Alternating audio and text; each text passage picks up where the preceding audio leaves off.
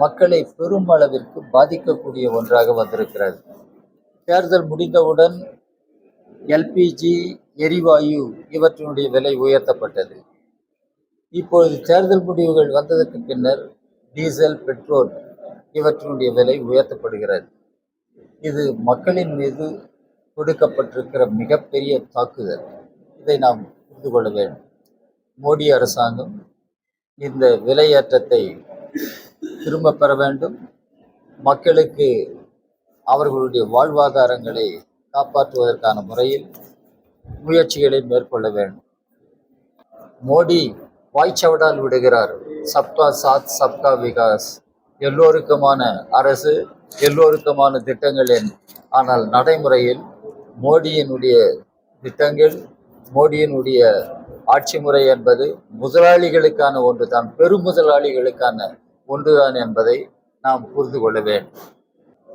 August மாதம் 6ஆம் தேதி தொடங்கி ஆகஸ்ட் மாதம் 15ஆம் தேதி வரை இந்தியா முழுவதிலும் எல்லா மாநிலங்களிலும் எல்லா மாவட்டங்களிலும் இன்றைக்கு எந்த அளவிற்கு அதிகமான மக்களை சந்திக்க முடியுமோ அந்த அளவிற்கு நம்முடைய அரசியல் இயக்கம் அமைய வேண்டும் என்று கட்சி முடிவெடுத்திருக்கிறது. ஆகஸ்ட் 6லிருந்து 15 வரை பாத யாத்திரைகள் நடத்தப்படும். மேற்கொண்டு என்னென்ன வடிவங்களில் மக்களை நாம் ஈர்க்க முடியும், மக்களை அடைய முடியும் என்பதற்கான திட்டங்களை எங்களுடைய கட்சியின் மாநில குழுக்கள் முடிவு செய்யும். மாவட்டந்தோறும் இந்த இயக்கம் நடைபெற வேண்டும். எந்த மாவட்டத்திலும் இது நடைபெறவில்லை என்று தகவல் வருவது கூடாது. எல்லா மாவட்டங்களிலும் கட்சி இந்த அரசியல் இயக்கத்தை மேற்கொள்ள வேண்டும். ஆகஸ்ட் 6லிருந்து ஆகஸ்ட் 15 வரை இது ஒரு பெரும் அரசியல் இயக்கமாக, நாடு தழுவிய இயக்கமாக எங்களுடைய கட்சி நடத்துவதற்கு முடிவெடுத்திருக்கிறது. எல்லா மாநிலங்களிலும் எல்லா மாவட்டங்களிலும் இந்த இயக்கம் நடைபெறும். இதனை தொடர்ந்து செப்டம்பர் 28ஆம் தேதி டெல்லியில் ஒரு மாபெரும் பேரணியை நடத்துவதற்கு எங்களுடைய கட்சி முடிவு செய்திருக்கிறது. பிரதமர் சொல்லுகிற சிக்கன நடவடிக்கைகள் எள்ளி நகையாடக்கூடிய நடவடிக்கைகளாக இருக்கின்றன. தங்கத்தை வாங்காதீர்கள். நீங்கள் தங்கத்தை வாங்குவது உண்டா? நான் வாங்குவதில்லை. கோல்டு, டோன்ட் பர்ச்சேஸ் கோல்டு என்கிறார். தங்கத்தை வாங்குகிற மக்கள் எத்தனை சதவீதம் பிரதமர் சொல்ல தயாரா? நான் கேட்க விரும்புகிறேன். இன்றைக்கு வீட்டிலிருந்து பணியாற்றுங்கள் என்று சொல்லுகிறார். ஏற்கனவே ஐடி துறையில் இருப்பவர்கள் வீட்டிலிருந்து பணியாற்றுகிறார்கள். Work from home, work from office என்று பணியாற்றுகிறார்கள். 24 மணி நேரமும் அவர்கள் கம்ப்யூட்டர் முன்னால் அமர்ந்து பணியாற்றுகிறார்கள். ஆனால் கட்டிட தொழிலாளிகள் வீட்டிலிருந்து பணியாற்ற முடியுமா? சாலை கட்டமைப்பாளர்கள் வீட்டிலிருந்து பணியாற்ற முடியுமா? ஃபேக்டரி தொழிலாளிகள் வீட்டிலிருந்து பணியாற்ற முடியுமா? விவசாயிகள், விவசாய தொழிலாளர்கள் வீட்டிலிருந்து பணியாற்ற முடியுமா? என்ன பேசுகிறார் பிரதமர்? இது மக்களை எள்ளி நகையாடுவதாக இருக்கிறார். எனவே பிரதமர் சொல்வது ஏற்புடைய கருத்துக்கள் அல்ல.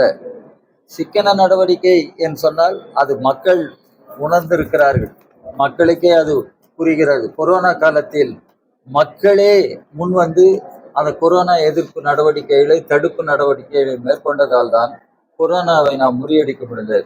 அதே போல இப்படிப்பட்ட நெருக்கடி காலத்தில் மக்கள் முன் வருகிறார்கள். ஆனால் மோடி போன்ற ஆட்சி அதிகாரத்தில் இருப்பவர்களால் இது நடைபெறுவதில்லை. மோடி தோற்றுவிட்டார் என்று சொல்வதற்கு காரணம், அமெரிக்க அதிபர் டொனால்ட் ட்ரம்ப் சொல்லுகிறார், ரஷ்யாவிலிருந்து எண்ணெயை வாங்காதீர்களே. அதை மோடி ஒரு வார்த்தையாவது எதிர்த்து பேசியிருக்கிறாரா? நாம் யோசிக்க வேண்டும். இப்போது வெனிசுவேலா ஆக்கிரமிப்புக்கு உள்ளாகி இருக்கிறது.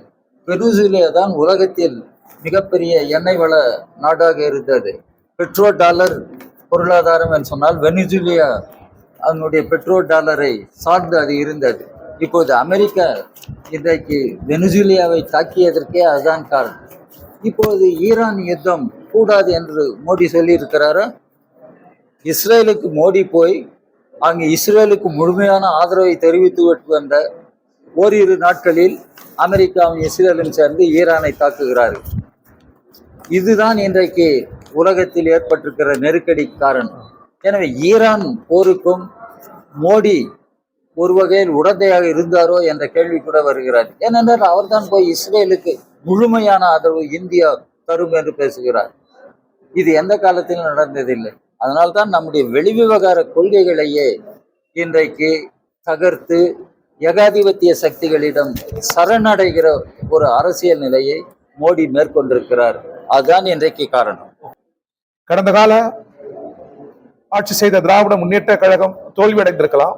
அதன் தலைமையில் இருந்த மதசார்பற்ற முற்போக்கு கூட்டணி தோல்வியடைந்திருக்கலாம். ஆனால் இந்தியாவில் வேறு எந்த மாநிலங்களும் இல்லாத நலத்திட்டங்கள் தமிழ்நாட்டில் நிறைவேற்றப்பட்டது. அந்த நலத்திட்டங்கள் தொடர வேண்டும் என்று நாங்கள் வலியுறுத்துவோம்.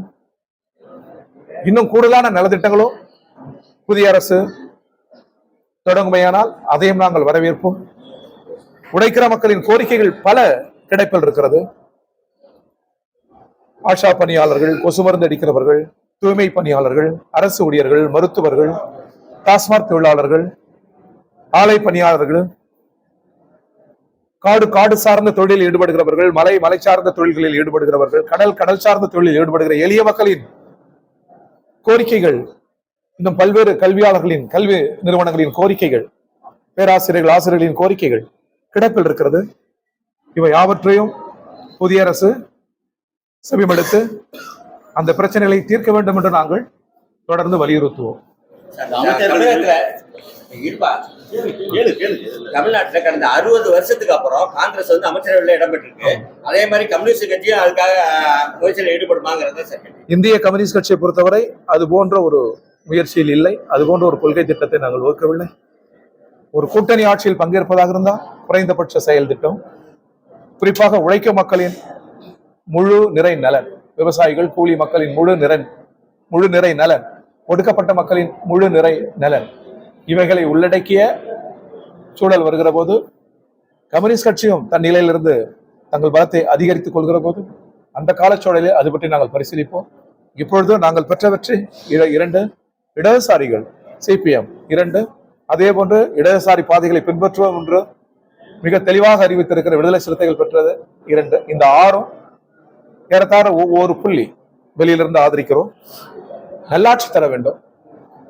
அரசின் அணுகுமுறை அதை பொறுத்து எங்கள் அணுகுமுறைகள் அமையும். இதுவரையும் வந்து பதவியேற்று ஒரு வாரம் ஒரு அமைச்சர் வந்து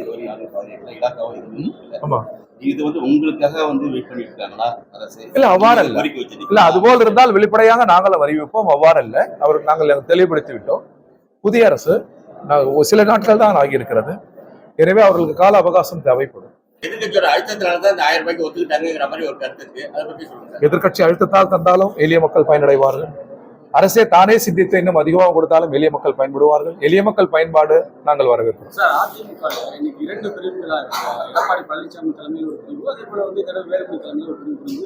2 பேரும் சபாநாயகர் சந்திச்சு தங்களுக்கு வந்து கோடா பதவி கொடுக்கணும்னு சொல்றாங்க. இதுல யாருக்கு கொடுக்கணும்னு எதிர்பார்க்குறீங்க? யாருக்கு சரியான முடிவு என்ன இருக்கும்? சட்ட வல்லுநர்கள் உள்ள சட்டத்தின்படியான ஆட்சிதான் நடைபெறுகிறது. எங்களை பொறுத்த வரைக்கும் தமிழ் மண்ணில் பல கட்சி இயங்க முறையும் திமுகவை கடந்து செல்ல முடியாது. அதிமுகவும் ஜனநாயக இயக்கம், அதையும் கடந்து செல்ல முடியாது. பல கட்சி இயங்கும் முறையில் இந்த ஜனநாயக இயக்கங்கள் இருக்க வேண்டும் என்று நாங்கள் விரும்புகிறோம். அதிமுகவிலிருந்து வெற்றி பெற்ற சட்டமன்ற உறுப்பினர்கள் இன்று 2 பிரிவை பிரித்து தான் உங்களுக்கு ஆதரவு தெரிவிக்கிறாங்க. இப்ப வேலுமணி தலைமையில் ஒரு பிரிவுக்கு ஆதரவு தெரிவிக்கிறாங்க. அது சரியான முடிவா? சட்டம் தன் கடமை செய்யும். ஏற்கனவே இந்தியாவில் ஒரு சட்டம் இருக்கிறது, கட்சி தாவல் தடை சட்டம். இந்த கட்சி தாவல் தடை சட்டத்தில் பல்வேறு கூறுகள் இன்றைக்கு இருக்கின்றன. சபாநாயகரே சொல்லியிருக்கிறார், இதை பரிசீலிப்போம் என்று சொல்லியிருக்கிறார். பொறுத்திருந்து நீங்கள் பார்க்க வேண்டும். கட்சி தாவல் தடை சட்டம் அதனுடைய கூறுகளை ஏற்று சபாநாயகர் என்ன முடிவெடுக்கிறார், நாடாளுமன்ற ஜனநாயகத்தில் நாம் இதுவரை பின்பற்றி வருகிற நடைமுறைகள் இவற்றின் அடிப்படையில் என்ன முடிவு எடுக்கிறார் என்பதை பொறுத்திருந்து பார்க்க